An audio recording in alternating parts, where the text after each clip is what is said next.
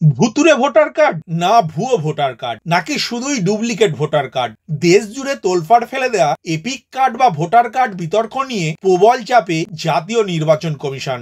রাজ্যের মাননীয় মুখ্যমন্ত্রী মমতা বন্দ্যোপাধ্যায় যা নিয়ে সরব হয়েছিলেন কয়েকদিনের মধ্যে, সেটাই বিরোধী সব দলের প্রধান ইস্যু। এতটা বিরোধিতা হবে আন্দাজও করতে পারেনি নির্বাচন কমিশন। যত দিন যাচ্ছে ততই প্রায় কেঁচো খুঁড়তে কেউটে বেরোনোর মতো পরিস্থিতি। তাই তড়িঘড়ি উচ্চ পর্যায়ের বৈঠক ডাকলো জাতীয় নির্বাচন কমিশন। আজকের আপডেটে আলোচনা করব জাতীয় নির্বাচন কমিশন কেন এই বৈঠক ডেকেছে, এই বৈঠকে কোন কোন দপ্তরের সচিবরা হাজির থাকবেন, কবে এই বৈঠক হবে, এই সম্বন্ধে যে যে তথ্য সামনে এসেছে তা আপনাদেরকে জানানোর প্রয়াস করেছি। নমস্কার বন্ধু, আপনাদের সাথে আমি অনিমেষ। আপনারা এখন দেখছেন কুন্ডু টেলিকম ইউটিউব চ্যানেল। চলুন শুরু করা যাক আজকের আপডেটটি।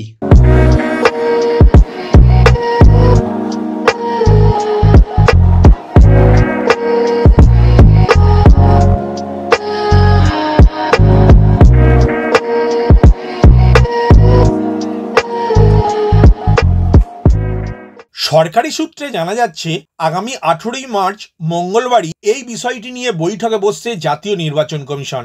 জানা গিয়েছে এই বৈঠক ডেকেছেন স্বয়ং মুখ্য নির্বাচনী কমিশনার জ্ঞানেশ কুমার মহাশয়। বৈঠকে উপস্থিত থাকতে পারেন কেন্দ্রীয় স্বরাষ্ট্র সচিব, আধার কমিশনের সিইও, সংসদ বিষয়ক মন্ত্রকের সচিব এবং কেন্দ্রীয় আইন সচিব। জল্পনা তুঙ্গে উঠেছে, এতদিন যা ছিল ঐচ্ছিক, অর্থাৎ আধার এবং সচিত্র ভোটার পরিচয়পত্রের মধ্যে সংযুক্তকরণ, সেটাই কি আবশ্যিক করার কথা ভাবা হচ্ছে? এই প্রশ্ন ও চর্চার প্রধান কারণ, মঙ্গলবারের বৈঠকে হাজির হতে বলা হয়েছে আইন মন্ত্রককেও। আধার অথবা ভোটার কার্ড দুটি ক্ষেত্রেই আইন মন্ত্রকের প্রত্যক্ষ কোনো সংযোগ নেই। তাহলে কেন আইন মন্ত্রককে ডাকা হয়েছে? 1951 সালের রিপ্রেজেন্টেটিভ অফ পিপলস অ্যাক্টে কোনো বদল আনা হবে? দেশের সর্বোচ্চ আদালত সুপ্রিম কোর্ট যেহেতু নির্দেশ দিয়ে রেখেছে আধার কার্ডকে সামাজিক প্রকল্প ছাড়া অন্য কিছুতে ব্যবহার করা যাবে না, তাই রেশন কার্ডের সঙ্গে লিঙ্ক, ব্যাংক অ্যাকাউন্টের সঙ্গে লিঙ্ক বা স্টুডেন্টদের ভর্তি, স্কলারশিপ বা আবার আইডি কার্ড তৈরির ক্ষেত্রে অথবা প্যান কার্ডের সঙ্গে লিঙ্কের কাজ হতে পারে। কিন্তু আধার কখনোই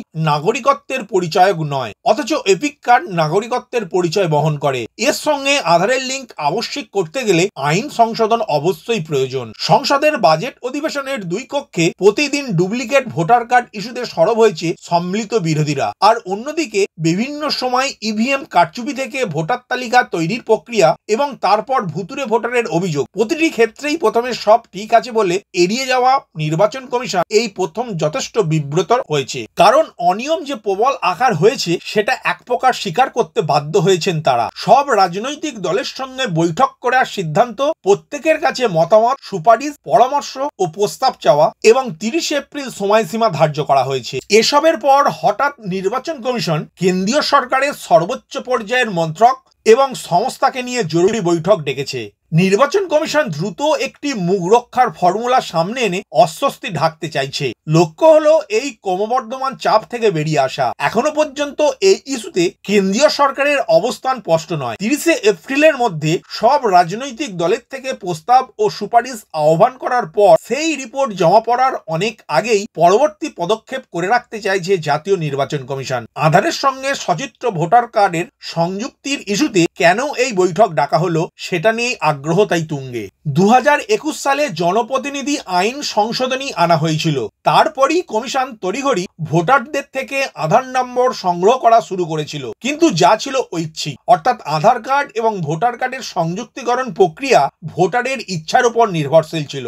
ওই প্রক্রিয়ার উদ্দেশ্যই ছিল ভুতুরে ভোটার, ভুয়ো ভোটার বা ডুপ্লিকেট ভোটার কার্ড চিহ্নিত করা এবং সেই শুদ্ধকরণের ভিত্তিতে ভোটার তালিকাও সংশোধন করা। কিন্তু কাজ সম্পূর্ণ হয়নি কেন? কারণ ভোটার কার্ড এবং আধার কার্ডের সংযুক্তিকরণ আবশ্যিক ছিল না। মঙ্গলবার মুখ্য নির্বাচন কমিশনার জ্ঞানেশ কুমারের নেতৃত্বে নির্বাচন কমিশনের ফুল বেঞ্চ বৈঠক করবে আইন মন্ত্রকের সচিব রাজীব মণি, স্বরাষ্ট্র মন্ত্রকের সচিব গোবিন্দ মোহন এবং ইউআইডিএআই কর্তা ভুবনেশ কুমারের সঙ্গে। এজেন্ডা ভোটার কার্ডের সঙ্গে আধার কার্ডের সংযুক্তিকরণ। এর পাশাপাশি জানতে চাওয়া হবে, যদি আধার কার্ড, প্যান কার্ড, পাসপোর্টের মতো বিভিন্ন ডকুমেন্টে অভিন্ন ইউনিক নাম্বার থাকতে পারে, তাহলে এপিক কার্ড বা ভোটার কার্ডের ক্ষেত্রে তার ব্যতিক্রম হবে কেন? ভিডিওটি প্রথম থেকে শেষ পর্যন্ত দেখার জন্য ধন্যবাদ। এই ইনফরমেটিভ আজকের আপডেটটি আপনার বন্ধু ও পরিচিতদের জানাতে বেশি বেশি করে শেয়ার করবেন, আর অবশ্যই কমেন্ট করবেন ভিডিও সম্বন্ধে আপনার কোনো ডাউট বা জিজ্ঞাসা থাকলে, এবং আপনার কোনো মতামত জানাবেন। ভালো থাকবেন, সুস্থ থাকবেন।